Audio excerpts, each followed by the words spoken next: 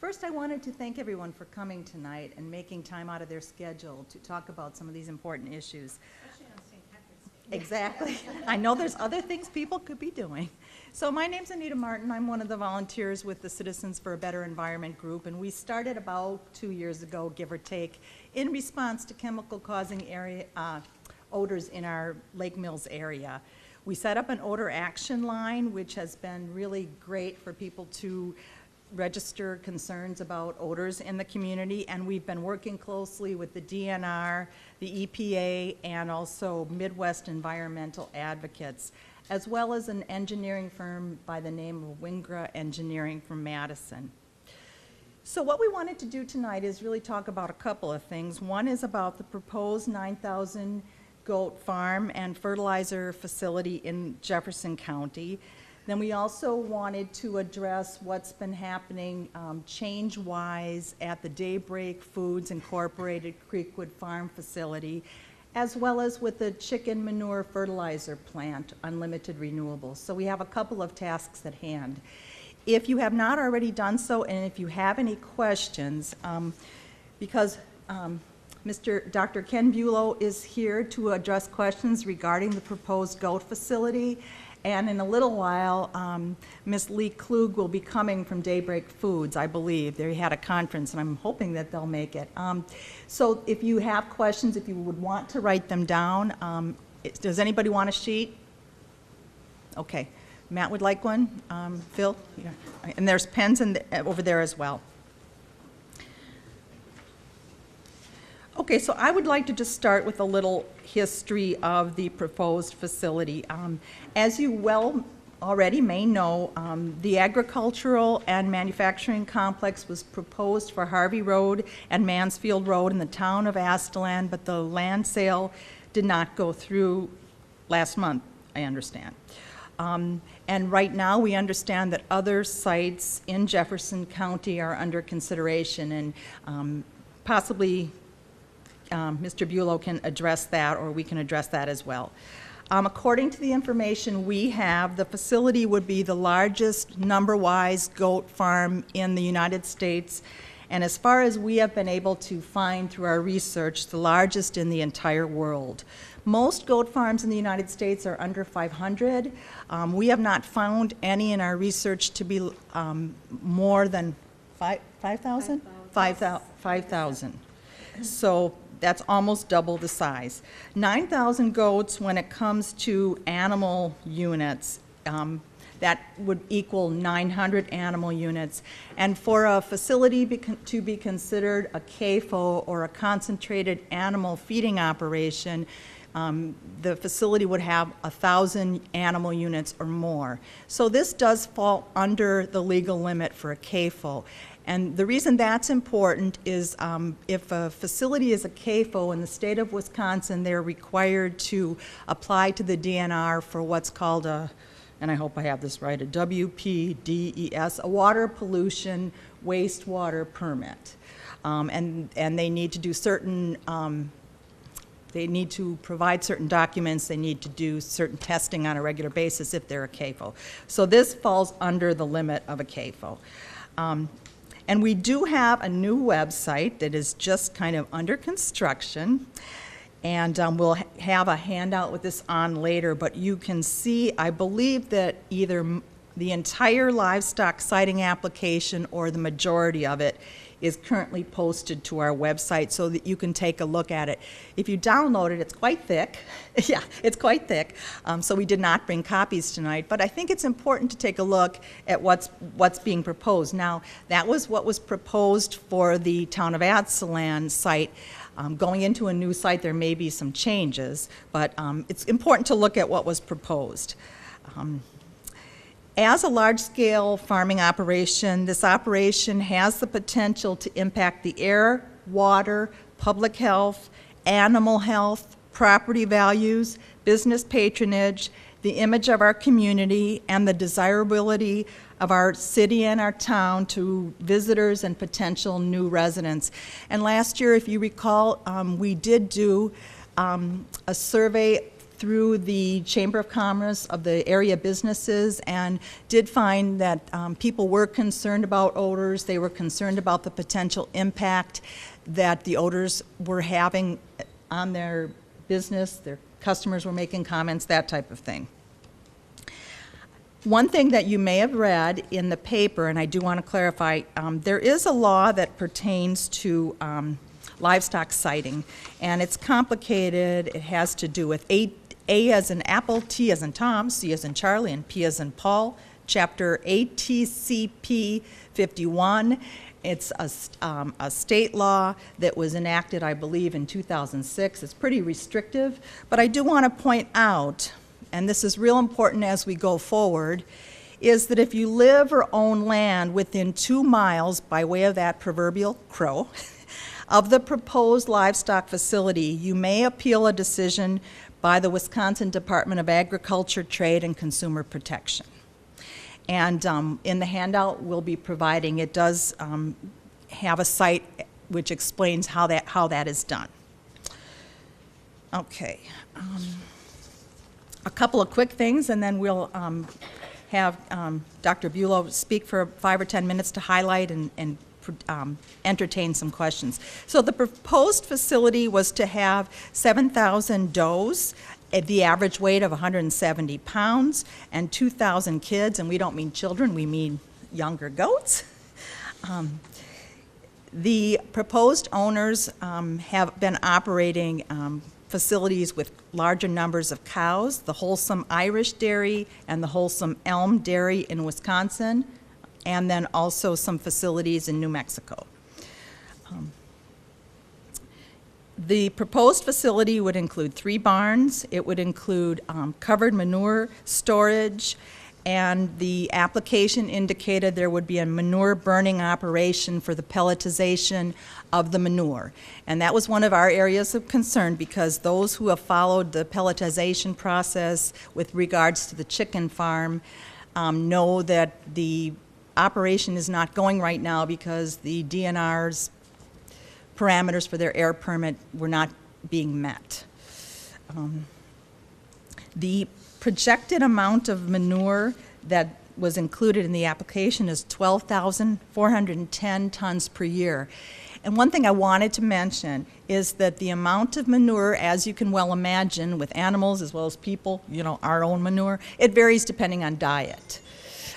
We did find with the chicken fertilizer plant and with the chicken farm that when they initially estimated the amount of manure that was to be produced, it was quite a bit less. They had I don't want to say grossly, they had significantly underestimated the amount of manure. So that was one of our concerns. Could there be significantly more manure? If this does go to the next level, and it has already been approved, the application at the county level, so if it goes to another town, let's say it would be maybe town of Lake Mills, or let's say it's, you know, town of Milford, or let's say it's someplace else in Jefferson County. From what we understand, the same process would happen. It would go to the town level, but the application's already in at the county level and has already been approved, so I'm not sure how much more would need to be done at the county level other than adjustments with regards to a few of the things that are happening. So I think that's all that I have by way of preliminary information. Would you like to speak a little bit? We have a spot here at the table, and then we do have some questions for you, and I'm sure other people will have some questions as well. And we do appreciate very much that you are able to come. Great. Well, thanks for having me. I'll answer whatever you want. I'm not sure what all your concerns are. I guess that would be the biggest thing for me to learn, is what the concerns are. Wholesome Dairies has never had an operation in New Mexico. My partners have, but they were not Wholesome Dairies. I just want to just clarify that.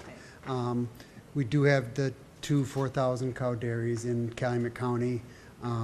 They would be approximately, with all the young stock, a total of maybe 6,000 animal units at each one, roughly, because a cow is 1.4 animal units. So if you'd compare this dairy, or this goat dairy, which would be about 9,000 goats, and kids are considered an adult goat because they don't have any other definition for them. it would be equivalent to maybe a 500 cow dairy with young stock. So 9,000 sounds like a lot of animals, sounds like a lot of manure, but when you compare it to what an animal unit really is, it's just what, I think the medium-sized dairy now in Wisconsin is 199 cows. So animal agriculture is growing in size, and it's a trend that's been going for the last 50, 80 years, if you look at the data, the census data. So what can I tell you about the dairies? I can give you background on our cow dairies and how we operate, so you understand that a little bit, and that can give you a sense. We've been running those 15 years. It started the first one in 2001, had a fair amount of opposition against it. Then we started the second one in 2006, had very little opposition to it, 5 miles from the other one, so felt like we were doing a good job with our neighbors. We put 2 4 anaerobic digesters in with those dairies, so that, again, to control odor mainly, and we generate 2 to 3 times electricity we use at those dairies. It's renewable energy that we sell and use. In 2004, we joined the DNR Green Tier program. I don't know if anyone knows what that is. What you do is you go above and beyond environmental performance, and we get certified every 3 years. We have outside experts come in that we pay, and they'll spend 3 days at our dairy going through all our records, talking to all our employees to see what we're doing environmentally, how we impact the environment. And we have various ways we look at that and what we're doing to improve on that. And we've continued with that program since 2004. 2012, we were awarded the U.S. Dairy Sustainability Award, National Award, for our dairies. And it's sustainability in part, not just how we do work with the environment, but how we work with the community and the farmers. We work with about 40 farmers on those dairies. We take their crops, they grow crops for us. We put our manure back on those fields to grow next year's crop. We balance all those. We test those fields every 4 to 5 years to make sure that what we think we're doing on paper is actually happening, that we're not building up nutrients. So we work with those 40 farmers, and it's a real community effort. We have other farmers that grow heifers for us. We work with so many people. We have about 70 employees. We take good care of them. We give them health insurance. We pay, it's $500 deductible health insurance, so it's a low cost, so if something happens, they don't get in trouble.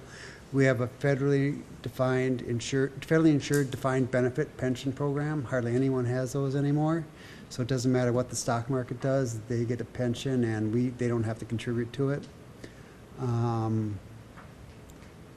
Let's see, a lot of other things. Oh, we won the 2016 Innovative Dairy Award this year too. In part for our digesters, in part for how we work with our employees, the training we do with our employees, to retain them, to keep them, because they're what make our operations work. So that's really a quick rundown, although I can give you some background on our managers so you get an idea of the kind of people we hire to manage these operations.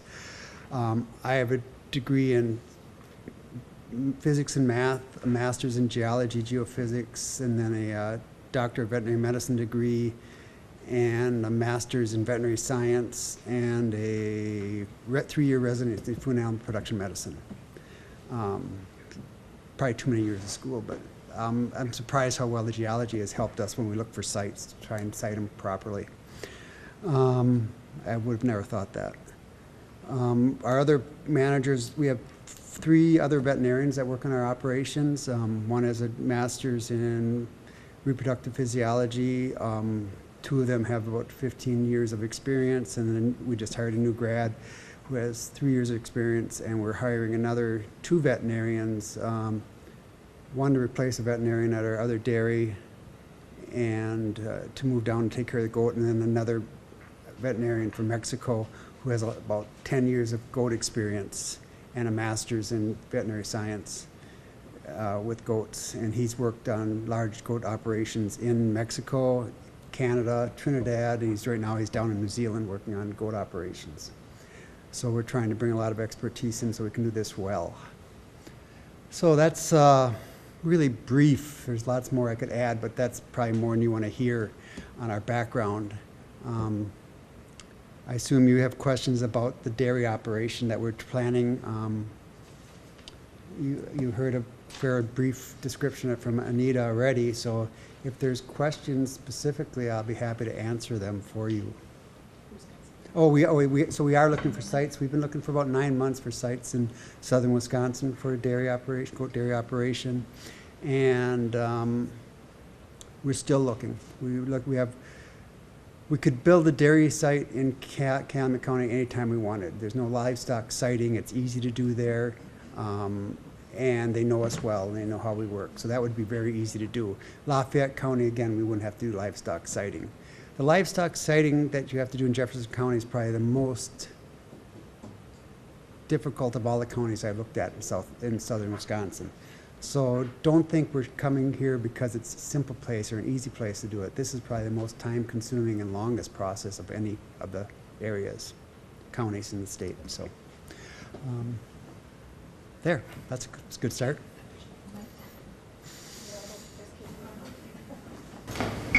I'm just wondering who would manage this operation or supervise it and where that person lives. I'm concerned because it doesn't seem like there's a lot of people involved with your corporation who will be residing where the effects that we may experience will be felt. We have 2 managers, key managers. I mentioned 2 veterinarians that'll be moving down. I don't know where they're going to live. They haven't bought a house yet. We have to find a site before we can figure out where we're going to live. Is the proposed site in Jefferson County because of distribution? Is that why you place it? Why we're looking in southern Wisconsin is because of processing. The distance to hauling to process. 2 key major goat cheese makers, the largest one in North America and the largest one in the U.S. are both located in southwest Wisconsin. And so the closer we can get there for the processing, to get the milk there to make cheese, the better. And then there are other issues with my managers and where they want to live and distances from population centers that limit going too far southwest. Does it normally take you 9 months to identify a site, or is that an excessive period of time? For the first dairy we built, it took a year and a half, 2 years. When we're looking for a site, first thing we'll do is someone want to sell it. Then we have to look at the topography. Then we have to look at all the well logs in the area to see what the depth to bedrock is, depth to groundwater, what the type of soils you're going to be going through, so you get an idea if it's going to work well or not environmentally. And then you have to start talking to farmers for nutrient management plans to make sure you have enough acres that you can manage those nutrients with, so that you're getting it back on the land to grow next year's crop. Wasn't the proposed site in Jefferson quite close to a natural water source? No, not relatively, no. So Not that we what is- considered. What is close? You asked the question, what is close? Everyone will have a different definition. It depends on what's going to happen at that facility. For example, this facility that we proposed, all the manure was undercover, all the feed was undercover. So the only runoff we would really have is from roofs, which we'd have wet sediment basins to catch and catch the sediment. So for that, we could be fairly close and not worry because of how it was structured. If you have another site where you, for example, would be composting the manure, then you have to have catch basins for that and filter strips maybe, depending on how the engineering and the soil types. So it's really dependent on the site, what's close and what's not. When we built our 2 dairies, for example, they're on the top of watersheds. We can walk 50 feet one way and the water goes to a different stream. We walk 50 feet the other way, it goes to a different stream. So. I did want to clarify with regards to your question, the proposed site, we're getting feedback, was less than a mile from the Crawfish River. Yeah, and a mile's not very far, but it's plenty far if you're not having any runoff coming from your facility. So there's never an occasion where you get runoff? In that design for that facility, everything was undercover. I don't want to hog your answers, but Yeah. I've got another one, but I'll wait. Okay. Thank you. Yep, gladly. Thanks for your question. Anyone else? What about breeding and birthing? Are you going to be doing that there at the facility, or? Yes, Okay. we like to have pregnant animals. And we like to have a new I generation. didn't know if you were going to have Yeah. it off the. Yeah, no, that's why we had the 2,000 kids on there. And what we were planning is to do mainly artificial insemination of the goats. And we're trying to do it in groups so that we'd kid 3 times a year. We have about a 10-day window for kidding. So all the kids would be born in 10 days. And then they'd be processed through the one room that's age 1 to 5. And then from there, they go in a room where they go from 1 to 3 months, basically. And from there, they go to another building where they until they come back as adults. And the reason for that is again, disease prevention, because you have it all in, all out. So every time they go through, you have a time period to clean out and sanitize to prevent disease spread. So how many times? 3 times a year, 3 times. roughly. It would vary a little bit. Don't say it's. A lot of things I say, I'm trying to be as accurate as I can, but 3 times a year, we're still learning how to do goats. It might be 3.5, but it would be, the key there is we want that window so that we can kill disease in between. Will all 7,000 does then? All How 7,000 many the milking birth herd. events will you have in a year? Once we're up to full size, we'd probably only be breeding maybe 25 to 30% of the herd a year, because we don't need that many young stock. We don't need that many replacements. So they never get outside? No, they would not get outside. Well, when you say disease, what specifically are you addressing? Oh, with that, it'd be, for those, that would be mainly respiratory. There's a capine arthritic encephalitis would be one that we're buying all our kids instead of adults, so that we can test them all before they come to the dairy to prevent that disease in particular. Those would be the key ones. There's always diarrhea diseases, gastrointestinal disease you worry about, and anytime and pneumonia diseases in young stock, especially young age. And so if you can get all in and all out, you break that cycle. Versus if you have a continuous system, you can never really get rid of any bugs. And it's just general bugs, not specific ones for that type of system. Are those diseases transferable to the workers? Not the ones I mentioned, no. There is Q fever would be one, tuberculosis is another. There's several zoonotic diseases, you'd call them. I read briefly about Q fever. Mhm.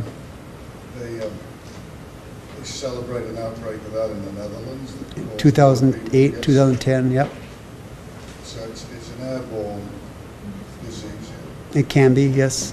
So how could you eliminate the transfer of that? I mean, could You can't- guarantee it'd never get airborne? Oh, absolutely not. It's endemic in the U.S. It's endemic in the world. It's everywhere. There's about 200 cases a year in the U.S.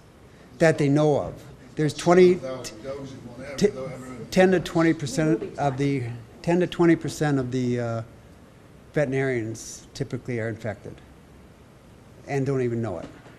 They've got the antibody, they've been exposed, they fought it off. It's more often in the western part of the U.S., probably because of dust being blown. I think with our system of kitting on bedding pack and then moving that and composting or burning it, we would kind of continue to break that cycle. But there's no good test to really to test and eradicate from a herd. Okay. Somebody else before I go back? I have one. You know, Anita mentioned in her early statements that this would be the largest goat farm in the entire world, and, you know, obviously the largest one in the U.S. So why such a large facility and such a small, you know, you were having, say, a 2,500 square foot facility, I think? 2,500 square foot. No, it's much bigger. It's about 9 acres, 8 9 acres. acres? Yeah. Okay. So, So I think I it's mean, why times such 10. such a large amount of animals in such a small space? I mean, obviously, this is yeah. a free roaming farm. Yeah, like some of the again, ones in Romania and stuff like that. Again, you can say that, and it sounds like a lot, but remember, we have 4,000 head cow dairies that are 6,000 animal units, so they're almost 8 times as big as this would be, or 7 times, and so, and we do that quite well, and I mean, a lot of people do that quite well. The reason we did this size in particular is because of the efficiency of how it would operate. We can milk about 1,000 to 1,300 goats an hour with our parlor system. And so when you look at that and you think how you design it, you can milk these goats in that manner. They actually fight to get on the parlor. I'm shocked. I went to the Netherlands and watched the parlors work, and they want to get on the parlor. In part because you're feeding them when they get on. But they actually have a door that they actually kind of keep closed a little bit so not too many get in. It was amazing to watch. And there's videos of it on YouTube you can see of the parlors that operate. Hey, I have a question, and that is, have you identified what equipment you will be using for the manure fertilizer pelletizing process yet? We have abandoned that process. So yeah, we had talked to a couple processors on that, and we got bids back for it, and they indicated that they would meet all EPA rules with it. We didn't investigate it any further than that at that point, and again, it'll depend on the site. Like we're looking at a couple sites right now where we'll probably go to composting, and it's because of the site characteristics. So you would be composting indoors then, or outdoors? I don't know anybody that composts indoors, but we would compost outdoors. Okay, so then there's potential for runoff there. Okay, Yep. thank you. Thank you. Anyone else? Yes. How many employees will you have at your facility? We're estimating 2 managers and 14 employees on a steady basis. Again, those heavy kidding periods, we would probably have 4 people 24 hours a day for 10 days to take care of the animals and the kids. It's a pretty intensive period, and a lot of care is needed. And tell me if you've already answered this because I had to step out. Yep. But why are you looking in Jefferson County, which is right in the corridor between Milwaukee and Madison, and eventually will probably be city all the way across, rather than going to an area, even if it's in Wisconsin, to something that's more rural and not right on the I-94 system?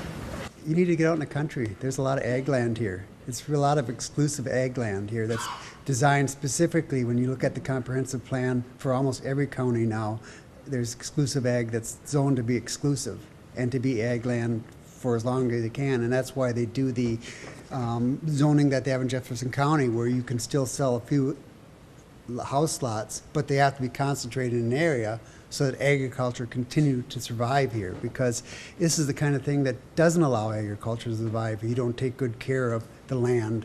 And if you want all the land to be in housing, then we're going to have a problem as a nation and a country trying to feed ourselves. But there are other places in the state that could be. No, there are great places here in this county for I know agriculture. that, But you're telling me there isn't, why am I here? And I'm telling you there are great places here for ag. Well, and I'm not arguing that there aren't great places, Yep. but I think maybe we need to look at that, because with the urban sprawl that's going to come. It's zoned agriculture, they can't build more houses. And so and what do you want? You want all cropland, where then you have to mine fertilizer and take fertilizer out of the air with natural gas to do that, to fertilize your crop? Or do you want animals that can consume the crops, put that nutrients back on the land in kind of a natural cycle? You know, and that's what you have to decide. I was president of Glacial Lakes Conservancy, a 5-county Glacial Lakes Conservancy in northeast Wisconsin for 1 year, and on their board for 5 years. And one of our main missions was conserving working land. And how do you do it? And it's a difficult problem in this state. But when we lose 100,000 acres a year in ag land, that's a problem. It's a problem to try to keep our environment clean. Why wouldn't you site it closer to the cheese production site? Again, we looked for areas in there, and we tried to find a site there. But a lot of hilly land there, a lot of shallow soils, so you run into those kind of environmental issues. So what I see is that our county is our location, we're not benefiting. 14 people all have part-time jobs, maybe full-time. But all the risks, and there are risks because this hasn't been done before on this scale. So we can hypothesize that there may be things happening that we don't know because it hasn't been done before. We're taking that on, but we're not benefiting because none of you are living here, and the cheese is going over there, and I believe that's owned by someone in California. And I just, what? So no, you don't get any goat cheese in the grocery store? I'm sorry. I don't like goat cheese. Well, do you get cow milk in the grocery store? No, I can't. So if we want to get But personal, a lot of I people know. do. Yeah. And so it doesn't just benefit this little, us. We feed a nation, we feed a world. And that's part of what we need to do. And if we all look at it just how it affects us or me personally, then we again, what kind of society do we have? And I can step in. I'm also a citizen of Lake Mills, work in agriculture, my family farm. And I think that I would like this here for not only tax dollar purposes, which farmers pay a large majority of in this area because it is agriculture. Those 14 jobs have a large effect on our local economy. So even though it is 14 jobs, it's 14 people that will reinvest, 14 people that will stay in the area instead of moving somewhere else. So I'm happy to take that as well. Plus the trickle-down effect of local gas stations with trucks moving through, truck drivers, people who are going to be building the barns, concrete people who are going to be building around the roads. That have to be replaced. And that's okay, and tax dollars do pay, yeah, and tax dollars do pay for that, so, I will Ours say. as well as That's our yours. money. And it's cool, so One at as a a time. new business investor in the community. So I'm happy to have you here. If you could just answer your family's involvement with the business, even though it is a larger business, there's a lot of families who own large businesses across the Yeah. US as well. So could you answer your family's? Yeah, my family's not involved. We have 70 employees. And that's, if you read what we talk about with our employees and our sustainability, our 70 employees and their family are the people that make our dairies operate.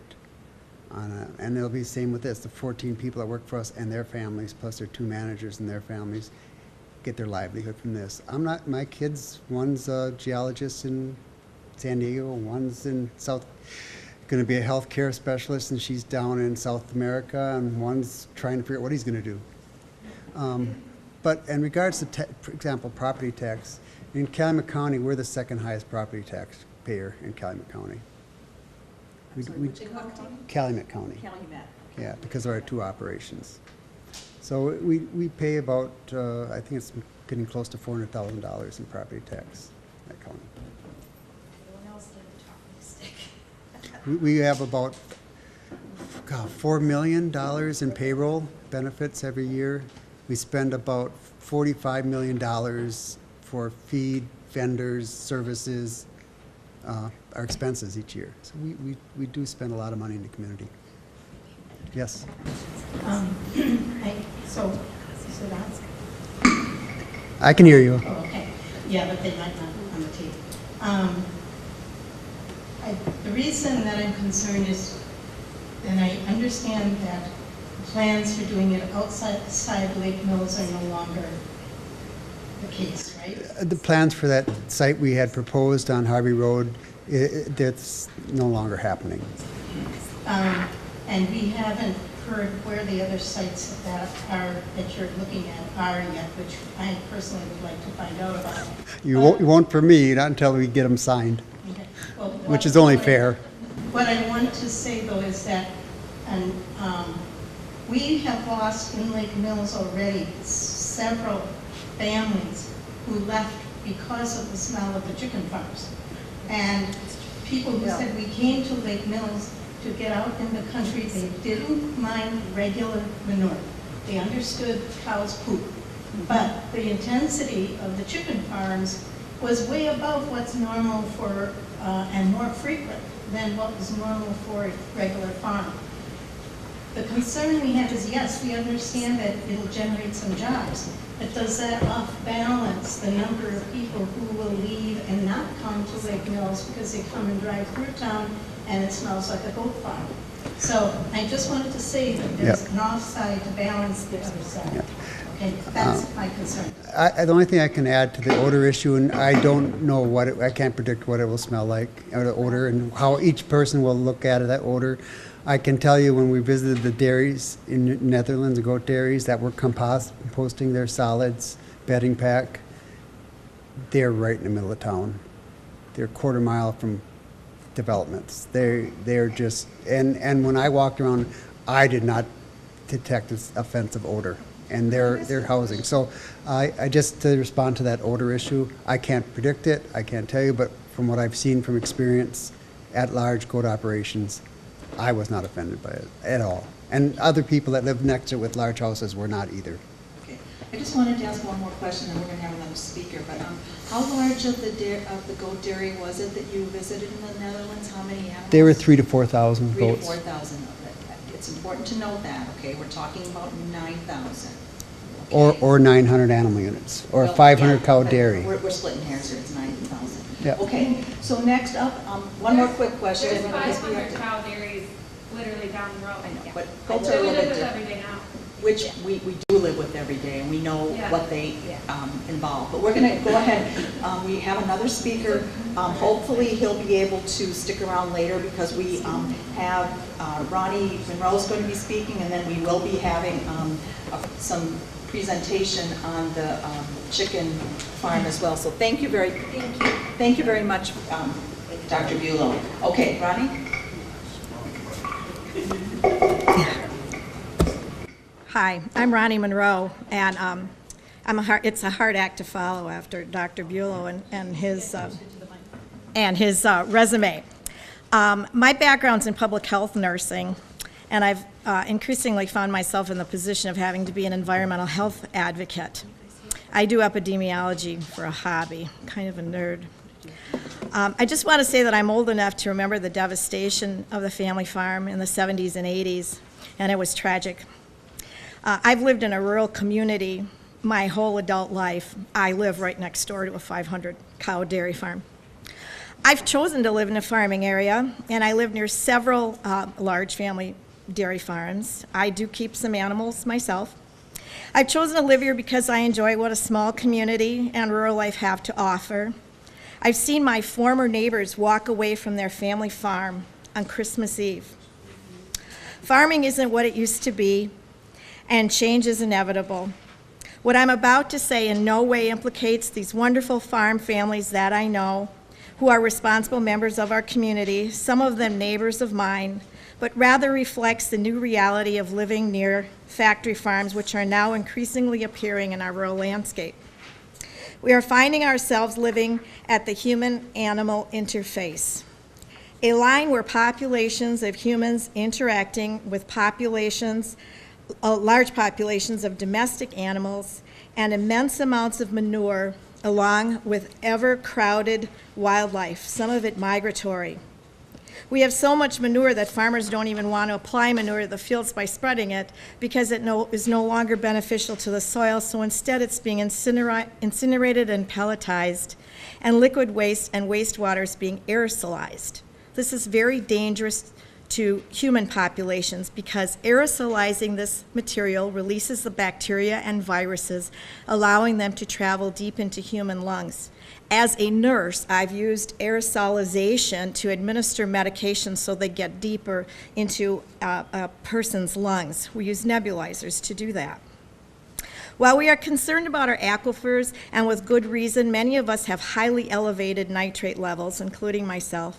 There are other dangers of concentrated animal operations. Our area just encountered a highly pathogenic avian influenza outbreak, which fortunately for humans was not a problem to us. But currently there are several strains circulating in other parts of the world, which have very high human mortality rates. Up to 60% of the people that get it die. Currently, some of the strains circulating are H5N1, H5N6, and H7N9. Those are the ones that we know are potentially dangerous right now. There's 19 hemagglutinins and 9 different neuramidases that mix and mingle and produce different strains of avian influenza, and new ones are being identified every day. We have been very fortunate in the United States that we've not had an outbreak that's caused human illness, and much of this is due to the agriculture industry's practices, which in general I think do try to avoid these types of things. But Mother Nature has a way of dealing with our arrogance. Today we're here to discuss Q fever preemptively. We haven't heard much about Q fever around here. It's present all around us in the soil and is generally only an issue for the few who drink raw milk without pasteurizing it themselves. Almost every living animal appears to be susceptible to it, including ticks, poultry, most mammals, including humans. The saving grace is that usually reservoirs for Q fever are not present in large amounts near human population. Some animals are better reservoirs for Q fever than others. Information is still sparse on Q fever, but a trend is showing that Q fever in humans is occurring associated with high-density goat farms. Goat farms up to now averaged 500 goats and are generally in very rural locations. Large goat dairies have only recently started to proliferate in the United States. We have little experience with huge goat farms, let alone with one with 9,000 goats. This would represent the largest goat dairy in the world, I believe. If you can find one bigger, let me know. Approached only by farms in Romania and Australia, where roughly 5,000 to 7,000 goats are kept. We will get more of the information about the farm in Australia shortly. Q fever is not the benign disease once thought. Goats are a particular concern as there's mounting evidence that high-density goats are associated with Q fever rates in human beings. New data, much of it published since 2010, is indicating that high-density goat farms are associated and likely causative of human Q fever cases via airborne transmission of the organism. Q fever is a zoonotic disease that goes animal to human, caused by the bacterium Coxiella burnetii, and it can cause acute or chronic illness in humans. Transmission occurs primarily through inhalation of aerosols from contaminated soil or waste. 1 to 10 organisms can cause disease. 1 to 10. Because many human infections result in nonspecific or benign constitutional symptoms, establishing a diagnosis of Q fever is often very challenging for clinicians, especially ones who just aren't prepared to see this. Other modes of transmission to humans include tick bites, ingestion of unpasteurized milk, and human-to-human transmission, although these are all very rare. Laboratory diagnosis relies on serology, and as like Dr. Bulow stated, it's very hard to accurately diagnose this disease. No vaccine is available in the United States for either the goats or the humans. About 6 in 10 people exposed to Coxiella burnetii display an effective immune response and never become ill. So 6 out of 10 of you would walk out of here and not even know you were exposed. About 4 to 10 will develop acute Q fever. 2 to 3 weeks after exposure, the infected person may experience fever, headache, chills, sweats, photophobia, gastrointestinal distress, fatigue, such as muscle, chest, or abdominal pain, and a cough. And treatment is usually with antibiotics, usually doxycycline. Most cases resolve in weeks, although some patients develop lasting chronic symptoms known as post-Q fever fatigue syndrome or chronic Q fever. In severe cases, especially in people with compromised immune systems, pneumonia, myocarditis, or hepatitis may develop. And pregnant women, well, that's a whole nother story, which I will get to. So it's difficult to ascertain if you're asymptomatic and didn't get it, or if you actually got the disease and just didn't develop symptoms. And then also the germ can live in your body for a period of time and become activated. And this happens in pregnant women who may not know they have the disease, and then suddenly it's activated in them. Chronic Q fever is an uncommon condition that develops months or years after the acute syndrome. Endocarditis or heart problems is usually what happens, although there's all kinds of things that can occur. And it usually occurs in people who have damage to their heart valves or are immunosuppressed. This puts people with autoimmune diseases such as lupus, scleroderma, Sjogren's syndrome, people that are undergoing cancer treatment, such as with chemo or radiation. Anybody whose immune system would be depressed. And also of concern would be people who are using inhaled corticosteroids for asthma. I think there's quite a few people who are on asthma sprays. Following acute infection with Q fever, patients frequently report long-lasting fatigue. It can last as much as 6 months. 10 years follow-up of patients after an outbreak in the UK revealed a high percentage of persisting fatigue, with almost 20% of the patients fulfilling the criteria for chronic fatigue syndrome at 10 years after acute infection. In Australia, courts have granted compensation for abattoir employees, those would be people who work in the dairies, for chronic fatigue syndrome. Chronic fatigue after acute Q fever infection may be reported more frequently in the Netherlands following the recent epidemic. The changing in the epidemiology of Q fever is most likely related to intensive goat farming and has implications for the clinical care of the patients in the area. The treatment of the community-acquired pneumonia, now all of our doctors, when you go into a clinic and you have a cough and you're saying, oh, I have a problem, they do a chest x-ray, and, oh, you've got pneumonia. Now they'll have to go further. They can't just send you home with some antibiotics and say, oh, it's pneumonia. They will have to be prepared to do further diagnostic investigations to see whether or not this is Q fever, because if it's Q fever, it needs to be dealt with differently. Also, heart issues. We have to be more suspicious of any type of cardiac problems to make sure that it isn't Q fever-induced endocarditis. So our clinics need to be ready to watch for and diagnose Q fever in people with all different types of symptoms. The recent epidemic in the Netherlands has led to a considerable number of hospital admissions, including patients in need of intensive care and ventilation.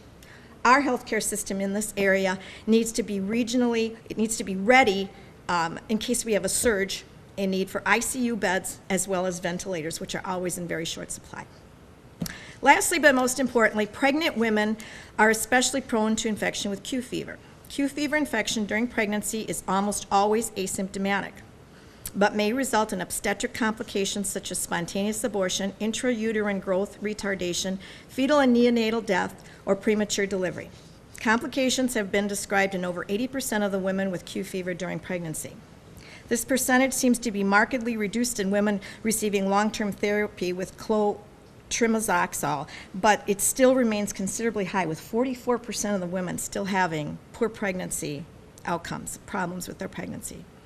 Adverse outcome of pregnancy occurs in particular after infection during the first trimester.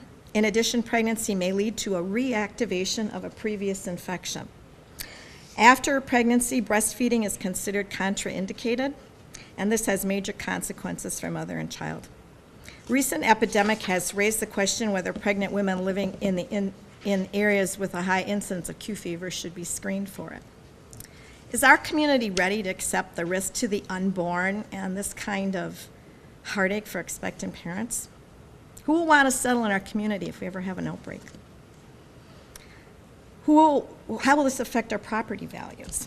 Will new businesses even want to locate here knowing that there's this risk? Other than those who get chronic Q fever or have the organism lurking in their bodies until they have a pregnancy in general, most patients will return to good health, but an estimated 1 to 2% of people with acute Q fever die from the disease. Out of 100 of us, up to 2 of us could die from this. Cibernetti is also classified as a Category B agent of bioterrorism by the CDC, partly because 1 to 10 organisms can be enough to infect you. But this is due to transmission by inhalation, low infectious dose, high stability, and prior repetization. Cibernetti is resistant to a variety of disinfectants, and when the bacteria is not replicating, it can form a small-like cell variant, SCV, that remains viable in the face of temperature changes and desiccation. Cibernetti is to remain in the environment once it's released. Keep in mind that at small doses, you're exposed to this germ all the time. But in large doses, very large doses, over periods of time, you will eventually accumulate far more and more of this in your environment. Outbreaks tend to occur with the kidding season, and I believe we are going to have kidding season 3 times per year here. So our concern about this current goat farm is the large number of goats will be giving birth 3 times per year. And we know that all biosecurity measures are difficult to enforce, even in highly controlled laboratories where employees have high-level degrees in microbiology and sciences. Enforcing them on huge farms with thousands to millions of animals and farm workers is next to impossible. Keep in mind, one organism can cause disease in a susceptible person. The largest known Q fever outbreak involved about 4,000 human cases that occurred between 2007 and 2010 in the Netherlands. This outbreak was linked to dairy goat farms in a densely populated area, presumably through the windborne route. Their research stated that the outbreak, which now appears to have peaked, this was a 2010 article, centered on rural areas south of the Netherlands where there is intensive dairy farming of goats. Plotting the outbreak in the Netherlands showed most cases occurred within a boundary of 18 kilometers, which was a recommended safety zone around the infected area. They actually warned cyclists that were in the area to stay 20 kilometers away from the infected area. Most cases were within a 5-kilometer boundary or within 3 miles of infected farms. The Netherlands, excuse me, my voice is going. The Netherlands culled over 50,000 goats on 400 infected farms, which was likely excessive and probably didn't really help much. They immunized goats as well. We don't have that immunization here yet. Vaccination of dairy goats is now mandatory in the Netherlands. In Australia, a goat farm with 5,000 goats had an outbreak in 2011 to 2013, sickening 24 humans. That farm, on that farm, Q fever is considered endemic, and it's contaminated with Coxiella for perpetuity.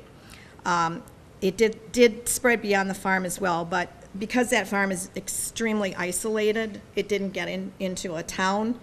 An employee's spouse was thought to have contracted Q fever from washing her husband's infected clothing.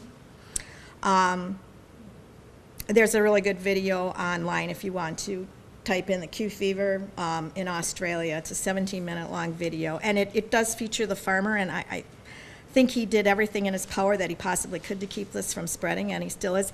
But he is stuck with a $20,000 per year bill now because in Australia they vaccinate humans, so he's had to vaccinate all of his employees and all of his neighbors, and this is the cost for him, the additional cost that he has to bear to vaccinate.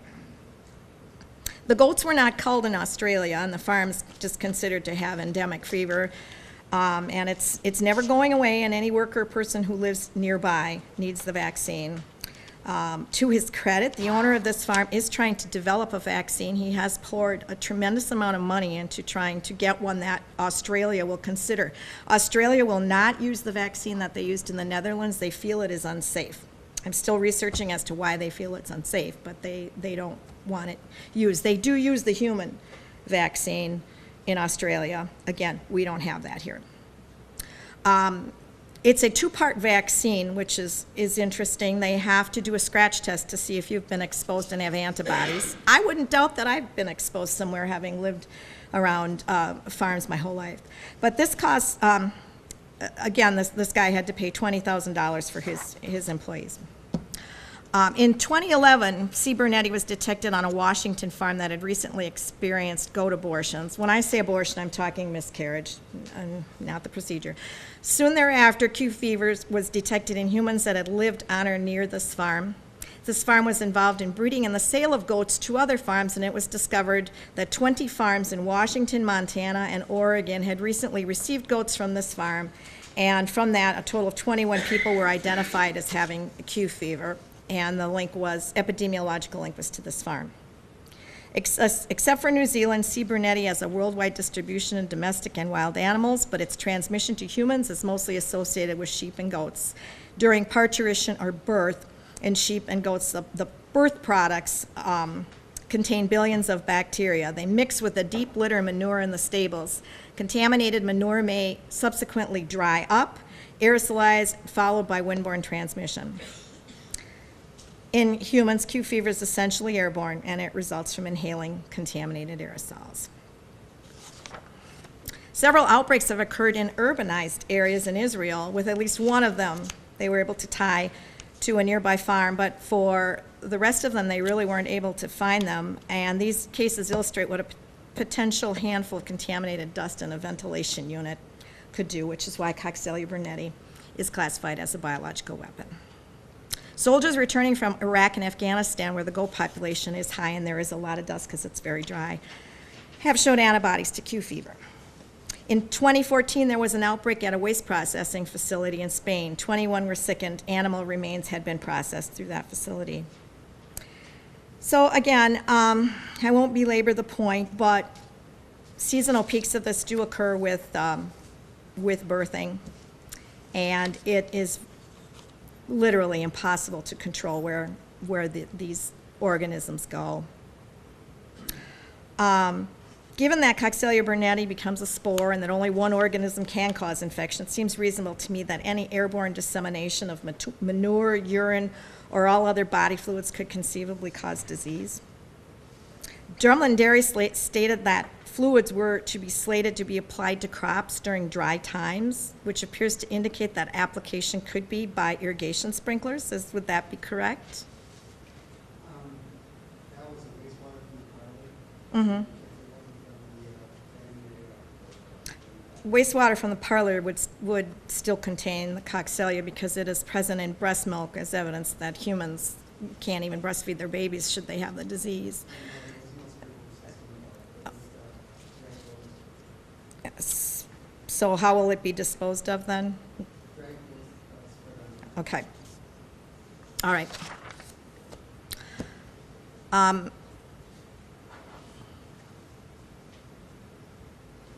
One of the conclusions that they came to after the outbreak in the Netherlands was researchers found that the risk of contracting Q fever increased with your proximity to a sheep or goat farm. That is, the closer you are to it, the higher your chances.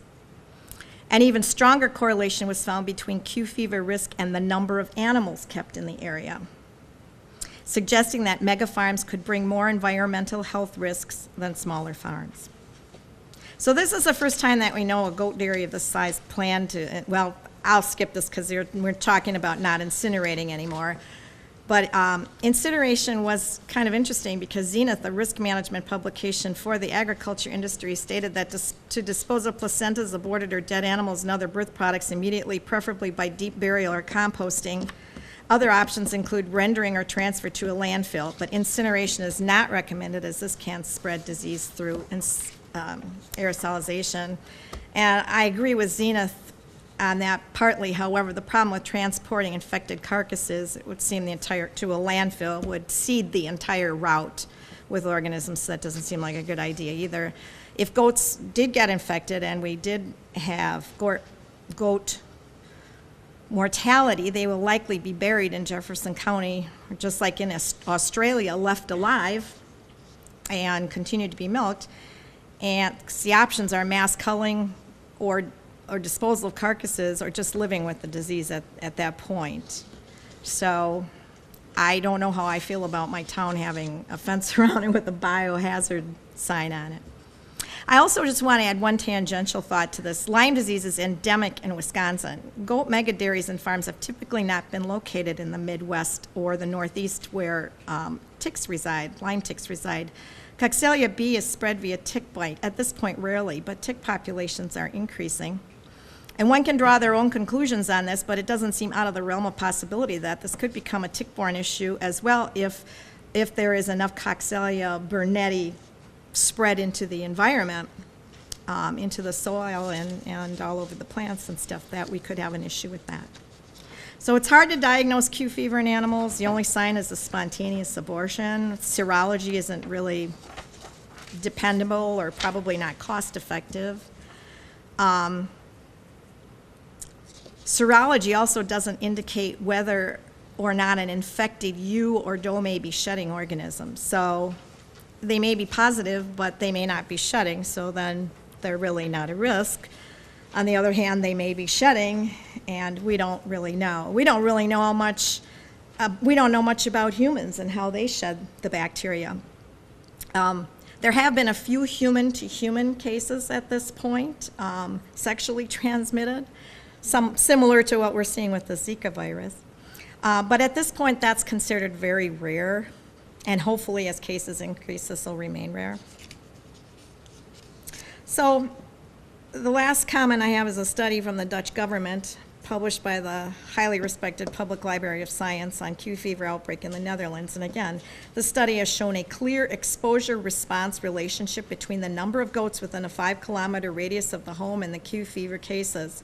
Our findings strongly support the hypothesis that the high density of goats in the south of the Netherlands contributed to the outbreak. We also observed an increase in pneumonia among patients living in the vicinity of poultry, which may be explained by exposure to other pathogens or increased level of air pollutants. That was just an incidental find in that study. As a community, we must endeavor to protect the public health of our people. Our community will not continue to thrive if we become ground zero for zoonotic disease. Oh, one thing I failed to mention is they did not find a correlation in cattle. Cattle can get Q fever, and animals that, if goats are brought in, it's also been spread to horses, but we have a thriving dairy cattle industry in this county, and it would sure be nice to keep it that way. Our community will not continue to thrive if we become ground zero for zoonotic disease. Factory farming, not family farming, is endangering our welfare. The two are not synonymous. Jefferson County is a rather highly populated, semi-rural county, and clearly not a good location for factory farms, especially ones with diseases linked, with links to diseases which are easily spread to the human population. Any questions on Q fever? How many people died from that outbreak in the Netherlands? 10 or 11, I think. Yeah, I read 10 or 11, and that doesn't really follow exactly with regards to the percentages. Yeah, I was gonna say, Yeah. because if it's a percentage, then it would be 80 people, and like 10 or 11. Yeah, and I think about 300 went on.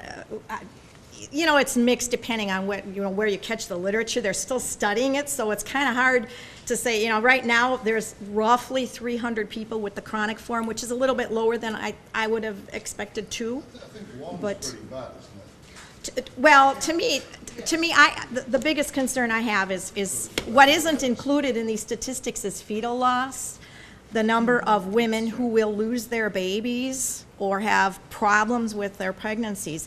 And that was the figure out of here that was, you know, to me, when I look at a 1 to 2% death mortality, I don't get excited. When I see the 60 that we see in avian flu, 60%, it's like, wow, it's bad. But really, those are 1 or 2 lives. And if you know 100 people here, imagine your life with 2 of them missing. Well, they're But- going through the same thing with Zika virus now. Yes. But nobody's got mass eradication of mosquitoes. Well, Yeah, I don't know how we yeah, could do yeah. that. I mean, yeah, and from reading this, I mean, I think too, what happened in the Netherlands, I mean, culling 50,000 goats, I mean, I can't see that as having been productive at this point anymore either, but. With Mad Cow, they called 180,000 goats and 150 people died. So, I mean, as far as outbreaks, my mom has a heart condition, and I think going to the airport sounds more dangerous than this, her living in this area. Not so Well, it would much. depend, I mean, you know. honestly, with the disease that are transmitted through international airports, you would be facing the same thing. I mean, Well, this one has a clear association, and it's a risk that we need to decide as a Because of community. an airport, it's a choice. Okay, one at a time, please. Okay, go I ahead. grew up on a sheep farm, which apparently has Q fever. I didn't even know anything about it. And there's already goats and sheep in this area. But Have not- you been tested? I'd be curious to Like, see. I mean, it's not like they're asking people at the doctor's office if you've been around goats. Like, why would they need to change it? We don't, We're already- we don't have the density at this point. I should mention that Q fever is actually one of the public health infections that the public health department is required to report to the CDC. Yeah. I didn't know if you guys knew that, but it is. the list I'm sorry? of diseases that I- they're supposed to report. There's quite a few, but it happens to be on that list, okay? And I also wanted to mention, thank you very much, Ronnie, for that. She's done a lot of research, and we have a lot of sources, some of which are on our website, and some which we're trying to work with the links, because there's actually quite a bit of literature on pregnant women, not just smaller scale studies. They did some compilations, and that evidence is very strong. I did want to mention also briefly, before we move on to our next subject, is that another bacteria that goats can carry is Brucella, and there are various different types of Brucella bacterium. but the goats carry Brucella melanoides, if I'm saying it correctly, and that's another one that can be spread through wind. People can get quite ill, particularly those that have, depressed or suppressed immune systems, and that is another one that is considered, that organism is considered, which I almost hate to say in a public realm, but a bioterroristic, potentially a bioterrorism agent. So I just bring that one up, and there's a lot of good information about brucellosis that you can read as well. Just a curiosity question. If those pregnant women, obviously not a woman myself, but pregnant women carrying a child, if they were that susceptible to these diseases carried by goats, sheep, cows, wouldn't there not be any farm kids out there? Because every farm wife that I know, and No, 'cause not they've everybody been has right it. out there in the manure, in the feces, in everything, carrying child. And then the kids themselves, I grew up 2 feet from a gutter. Probably got pooed and peed on quite a bit. Still here. Well, Do your cows have Q fever? Well, there's sheep You're ranchers saying that there's are out any- working, goat ranchers out west, and I haven't heard anything about it. Well, I can find the statistics for you, but Well, can you find the statistics of like cord loss versus, because, I'm looking for a scope thing Well, here. why don't you read up on the one in the Netherlands? Because Yeah. that is actually a high density, and that's what we're talking about. I had a goat too. I love animals. I have animals at my place. Right, I've been, commercial. I've been near and around farms my entire life, worked on them through my public health nursing.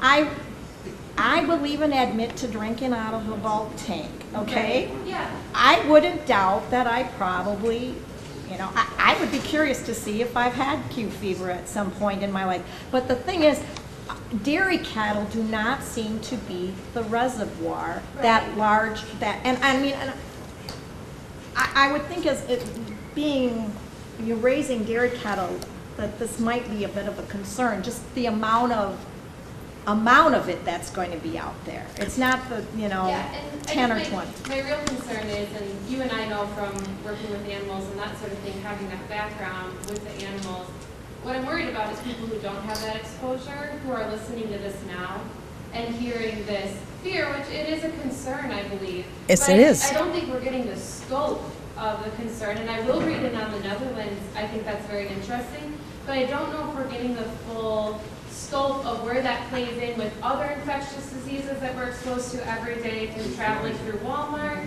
I don't know if we're getting the scope of, what is this risk for pregnant women compared to any other risk for pregnant women? and we can look into some of those things for you if you'd like. I guess, If you put them on your site, that would be great. okay, We're just learning partly, because I don't think anyone expected that outbreak in 2010. So And I'm everything we expecting knew mad about cow or Q fever avian flu or prior. anything like that. So Right. It's good to be prepared. I just think that we need a scope here to kind of bring it in so Okay. it isn't like goats are going to kill us all. no, and we're not trying to say that. And one of the things that I wanted to point out, if I could, is in the research that we've done, there's a great variability depending on what part of the world the goats are from, as far as how often they're infected already with Q fever. So, and it varies depending on if it's higher up in the mountains in some countries. So one of the questions we have, because, and we don't have time to address it now because we have some other things too, but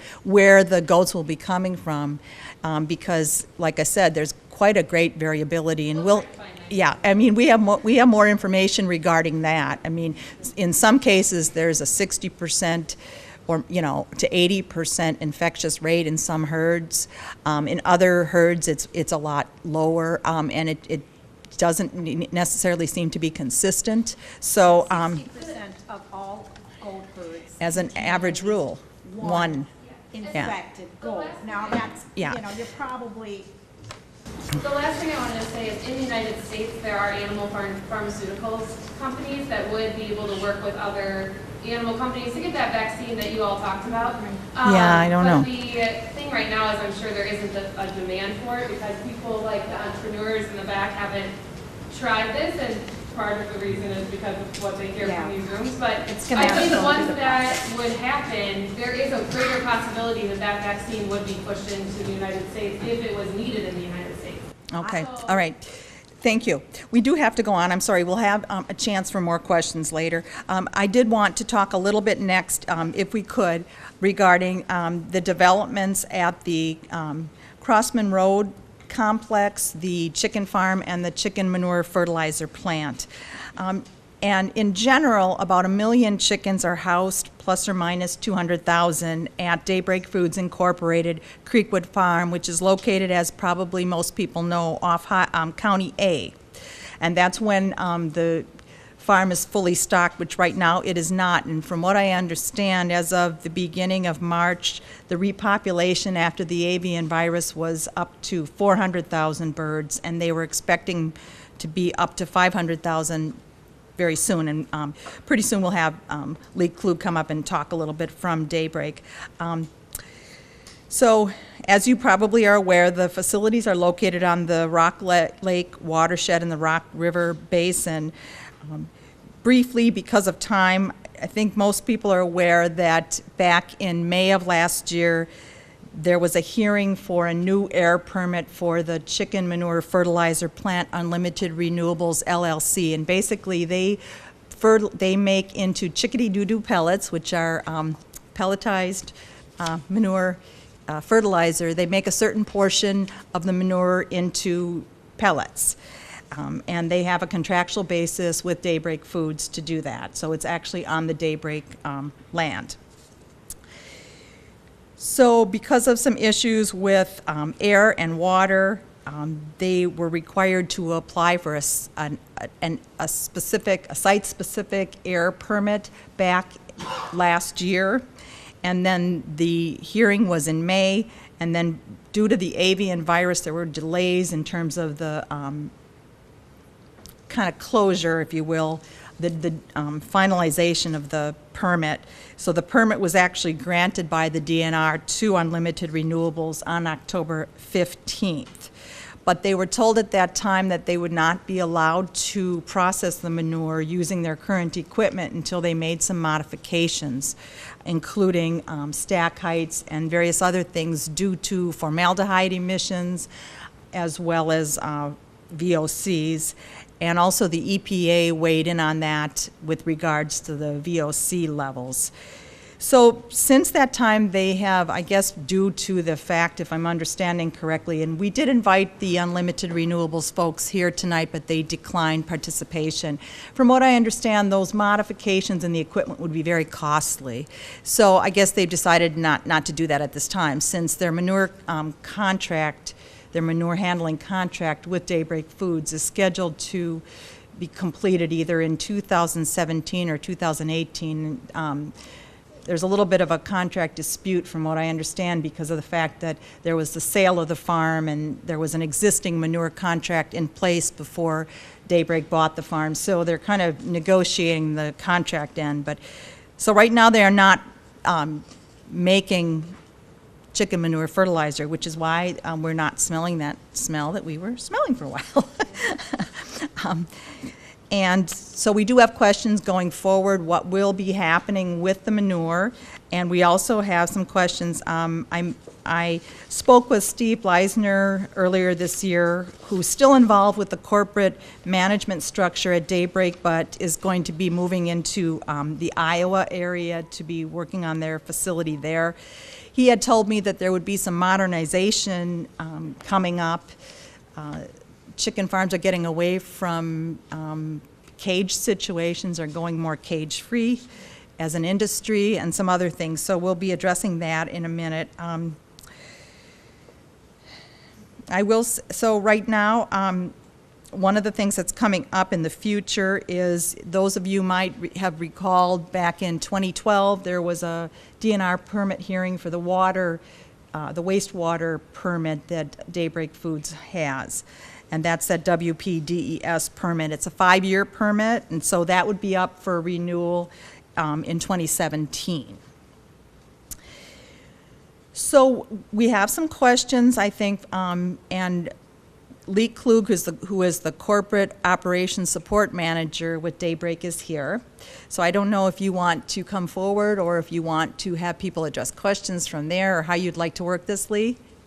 Okay, all right. All right, so one of my questions is, I know there's some changes coming, and, you know, we had heard that there was going to be the inclusion of Cargill, which is a large company. And I know we've addressed it, but other people have heard that as well. So could you address whether Cargill will have a role coming up at Daybreak Foods Incorporated, Creekwood location? Do you want the mic, maybe? Okay. Okay, thanks. Thank you. Hi there. Well, I'll try to answer some of your questions. As far as the Cargill involvement, I can assure you that Daybreak remains a family-owned farm, a family-owned business, and it's our intention to stay that way. The owners are committed to remaining a family-owned business. In fact, several of the owners' children are now graduating from college and starting to become involved in the business. And that's the intention, to stay that way. So I'm not sure where this rumor came from or what it really means, but I can stand in front of you and say that I'm being told that I can stand in front of you and say that we want to remain a family-owned business, a family-owned farm. Who else has questions? Sally? Yes. I can't stand the smell. Okay. I went to the fireside last week. I come by, it's dead chickens. I've raised chickens myself. I've been raised on a farm. I can't stand it, and it's been going on for years. People have left the area to go out to eat, to go shopping. They don't come into town. Let me try to address that a couple different ways. First of all, and to give you a little bit of my background, maybe I want to start there and give you a little bit of my background and what I do at Daybreak Foods and how long I've been with the company. I actually started at Creekwood Farms back in 1999. So I worked for the original owner, Dave Staples, back in 1999, and he had a great manure process and a great business. And at that point in time, we didn't hear a lot of complaints, right? There just wasn't a lot. We did a great job. There wasn't a lot of complaints coming up. We had no problems getting permit renewals. Things were going very well. Dave sold the farm to a company out of Israel. Okay, and the company out of Israel came in, and at that point in time, I was promoted to the general manager. So I became the general manager of the farm. And at that point in time, Dave walked away, and the Israeli owners came in, and we took over our own fertilizer operation and just started doing the same thing that Dave had always done. And again, I thought doing a pretty good job at it. As the general manager, I received very few complaints. I had very few problems with the community. I had we had a good reputation. Then in 2007, the owners of the company back in Israel wanted to start walking away from the company gradually. They wanted to get out of farming in order to do this anymore. They elected to sell or rent out, if you want to call it that way, a portion of our business, which is the fertilizer operation, to Unlimited Renewables. Okay? When they made that decision, they wrote in the contract that Unlimited Renewables would have first right of refusal to purchase the farm should they decide to sell the whole entire farm. They made that decision to sell the whole entire farm, and Unlimited Renewables executed their first right of refusal, and it got Daybreak involved. And Daybreak came on board and bought the entire farm. But here we are with Daybreak Foods committed to a 10-year arrangement with Unlimited Renewables to process all of our fertilizer and in essence do whatever they thought they needed to do to keep their business going. And we didn't write a lot of protection in there. Looking back now, we didn't write a lot of protection on how what do we do if they don't keep a good community relationship? What do we do if things aren't going well? What do we do if they produce an odor? Because we just assumed they would keep doing what we've always done, which was to have a good community involvement and keep things rolling with the community and keep a decent odor for the size farm that we have. That didn't happen. So Daybreak has worked very hard to try to get Unlimited Renewables where we want them to be, which is back where we used to be. And we're not getting there. So we have decided to give Unlimited Renewables our notice, which we have done. We've given them notice that we're exiting the contract at the end of the 10-year commitment. Unfortunately, as Anita said, it's up in the air as to whether or not that 10-year commitment ends in 2007 or ends in 2008, because the contract was entered into in 2007 for 10 years, but then re-signed in 2008 when the new owners took place, which was Daybreak Foods. So we're kind of disputing that right now, so it's debatable whether it's 17 or 18, and we're working on that. But what I can stand in front of you and assure you is that we plan to do things differently in the future. Okay, that's what I can tell you. I'm being told, my boss, by the way, is the Chief Operations Officer. I work now out of the corporate office. So I left Creekwood Farms and went to the corporate office, and I've been there ever since. And we are committed to doing a better job than we've done than what we're doing right now. We want a good community involvement. And this is not our only farm. This is not Daybreak's only location. And yet this is the only location where we're having a problem. And we believe it's because we're not responsible for 100% of our operation. We're letting someone else process our manure, and we don't have the control that we feel we need to have. So we're hoping that when we can get back to that and get back to the way we want to do business, which is us managing our operation as a whole, we feel we'll do a better job in this community and keep everyone and the community happy as best we can, having the size of operation that we have. Could I ask one question? Oh, Diane, go ahead. Where is the corporate office? Right here in Lake Mills. That is. And I want to add too, I'm a neighbor too, you guys, and one of the reasons I'm here is because, when I sat down with my Chief Operations Officer and said, I think someone should attend this meeting. And he said, well, you should. You live a quarter mile from the farm. I live a quarter mile from Daybreak Foods. If there's an odor going on at Daybreak Foods, I know about it because I'm there too. And I'm in the corporate office saying, what are we doing? Because I want to go out to in my lawn and not in my yard and not smell it too. So I'm right with you. I get it. So we're going to do everything we can to get that under control. Thank you. I have just sort of a two-part question. One is, and I don't know if you want to address that now, but Sally mentioned the dead animal smell, and we understand that right now, if I'm understanding correctly, Unlimited Renewables handles the routine mortalities. We're not talking about the avian mortalities, right? Okay. So can you address that, because that is a problem, and there is a regulation as to how long dead animals can be hanging around. Sure. I can address that to the best of my ability. Basically, what right now, as we indicated, we are recovering from avian influenza. We had avian influenza, and in a lot of the things that we had to do during avian influenza were out of our control.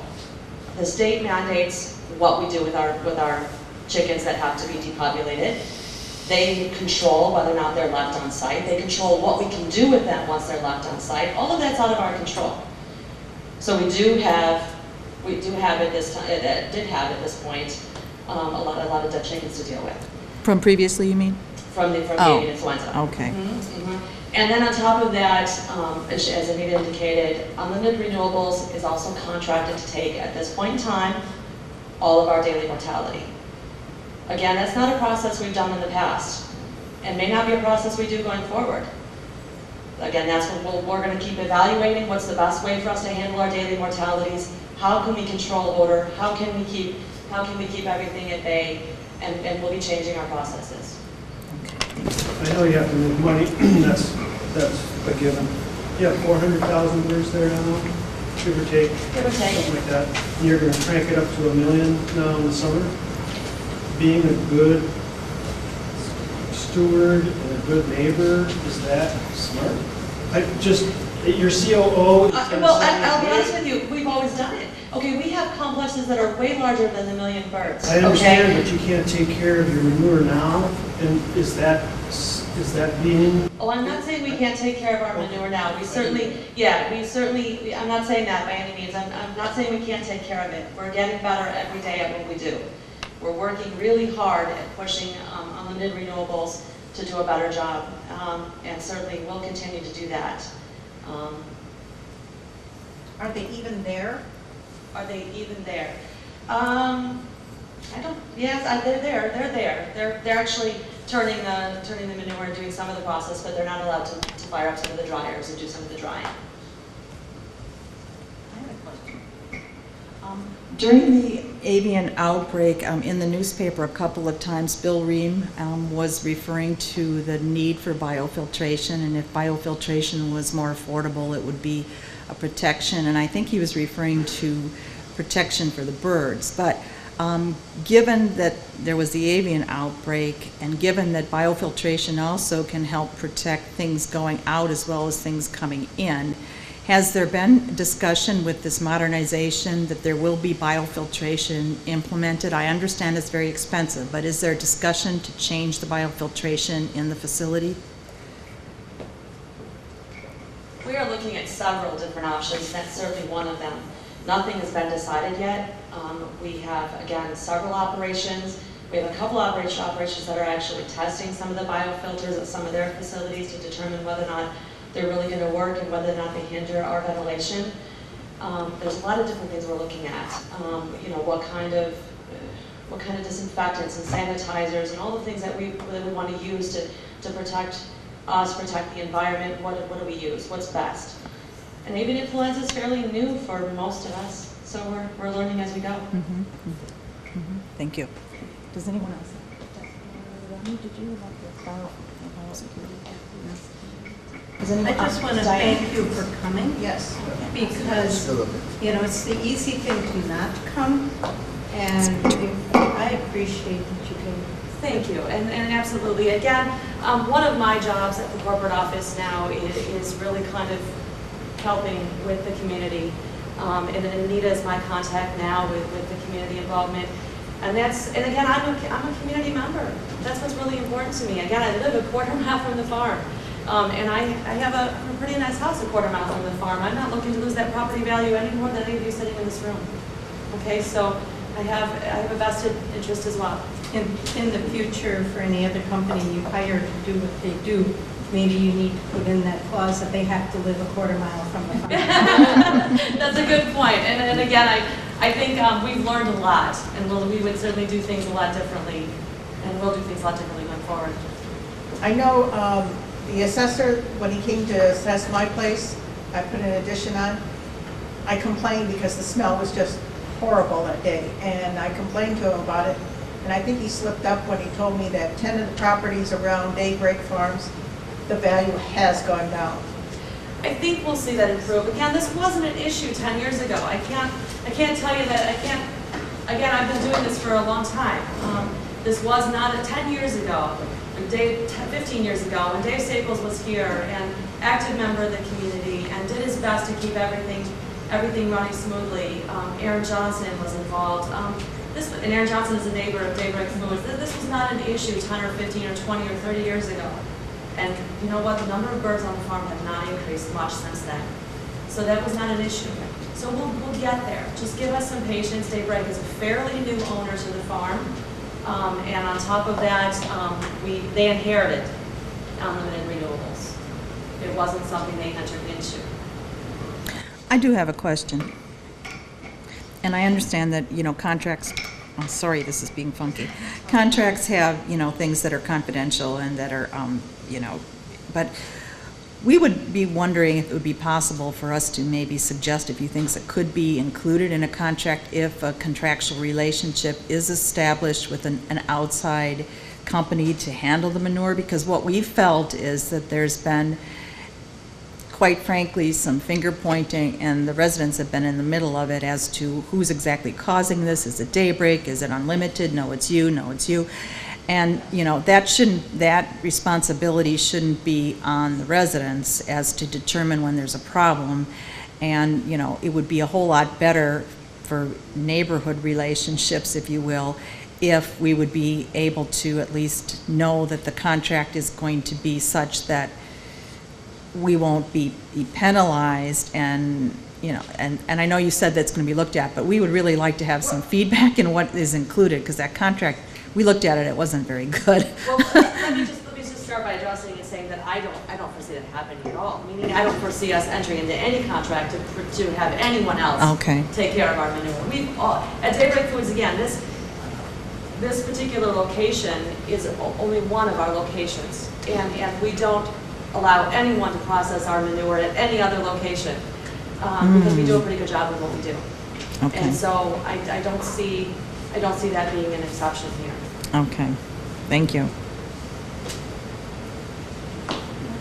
I do agree with you that the problem has been worse in the last 5 years than it has been before that. Absolutely. I mean- Again, I started in 1999, and I assure you, and in 1999 to 2007, I was the general manager of Creekwood, and I never heard a complaint. I'm not saying there wasn't a few. I'm not saying people didn't drive by and say, "Oh, it smells like a chicken farm."